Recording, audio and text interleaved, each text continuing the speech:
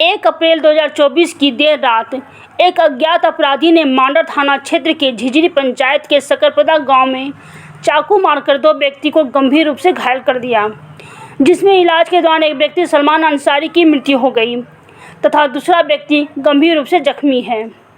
सलमान अंसारी रांची के Donda college में intermediate का छात्र था।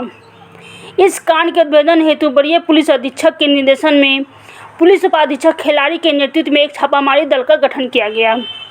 उक्त छापामारी दल के द्वारा त्वरित कार्रवाई करते हुए 48 घंटे इनके भीतर कांड का उद्भेदन करते हुए कांड में संलिप्त एक अपराधी को घटनास्थल पर छूटे हुए जूते के आधार पर पहचान करते हुए गिरफ्तार किया। अपराधी तालिब अंसारी उम्र 19 वर्ष पिता तैयब अंसारी के द्वारा अपना अपराध स्वीकार करते हुए कांड में प्रयुक्त चाकू को बरामद कराया गया। साथ ही उसने बताया कि 1 अप्रैल की रात्रि में वो माचिस मांगने के लिए मृतक के घर गया था। वहीं अभियुक्त का मृतक और उसके चाचा से झगड़ा हुआ। इसी दौरान अभियुक्त ने दोनों को चाकू मार दिया, जिसमें सलमान अंसारी की मृत्यु हो गई तथा उसके चाचा को गंभीर जख्म पहुंचा है। रांची से देवानंद सिन्हा की रिपोर्ट। में एक सूचना प्राप्त हुई कि एक अज्ञात व्यक्ति के द्वारा 2 लोगों को चाकू से मार के जख्मी कर दिया गया।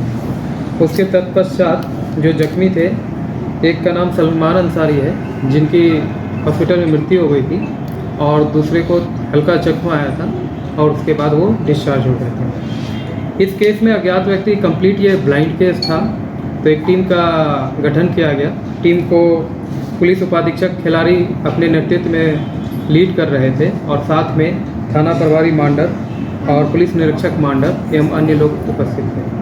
तो जब घटनास्थल पे पूछताछ किया गया तो पूछताछ के क्रम में ये पता चला कि इसके पहले चाकू मारने के पहले दोनों के बीच में लड़ाई हुई थी। तो जो मृतक हैं और उनके चाचा के द्वारा एक्यूज को काफ़ी मारा गया था, लेकिन मारने का कारण स्पष्ट नहीं था।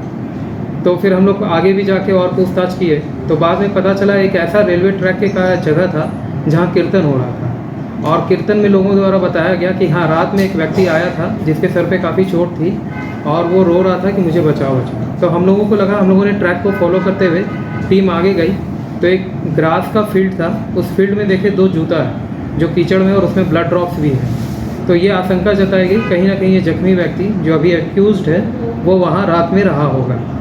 तो आसपास के पता चला कि आसपास में इटकी गांव है हमारा, तो इटकी गांव में इसके शूज़ को लेकर और बाकी लोगों से पूछताछ किया जा रहा था। साथ में एक टीम जो है शहर के जितने भी अस्पताल हैं, क्योंकि ये जानकारी आ गई थी कि इसे जख्मी हुआ है और ये ज़्यादा जख्मी है तो कहीं ना कहीं अस्पताल में अपना ट्रीटमेंट कराएगा।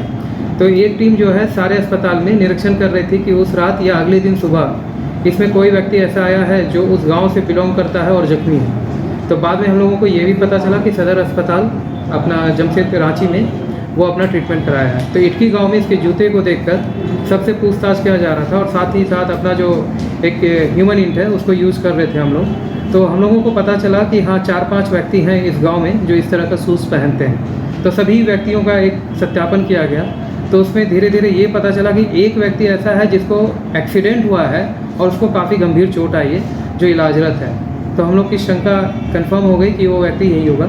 फिर उसके घर गए, वहाँ इटकी में इसको हम लोगों ने मतलब अरेस्ट किया। तो फिर उन्होंने अपने कन्फेशन स्टेटमेंट में बताया कि आखिर में घटना हुई क्या थी।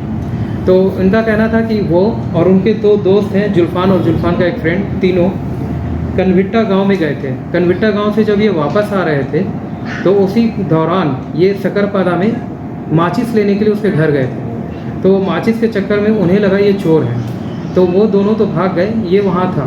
तो उसने जो मृतक है सलमान अंसारी ने अपने चाचा को फ़ोन करके बुलाया और फिर इन दोनों ने मिलकर इन्हें चोर समझ के काफ़ी पीटा। तो ये अपने जान बचाव के पक्ष में इनके द्वारा कहा गया कि इतना मार रहे थे कि मेरे को डर था कि मेरी मृत्यु हो सकती है। उसी पक्ष में ये लोगों ने चाकू उनको मारा और चाकू मार के वहाँ भाग गए और फिर जहाँ कीर्तन हो रही थी वहाँ भी ये जाके बोला कि मुझे बचाया जाए। तो ये सारी घटना है। इस घटना में टीम ने बहुत ही अच्छा, मतलब देखा जाए तो कोई टेक्निकल इनपुट नहीं था और केवल ह्यूमन इंट पे और पूरा एक शूज़ के कारण और प्लस एक डिटेल इन्वेस्टिगेशन करते हुए सदर अस्पताल घूमते हुए सारी जगह एक इन्वेस्टिगेट किए हैं और 48 घंटे के अंदर रांची पुलिस ने इस केस का उद्भेदन किया है। कितना टोटल टाइम लगा सर? 48 आवर्स। सर पहले भी इसमें कोई आपराधिक नहीं, कोई आपराधिक इतिहास नहीं।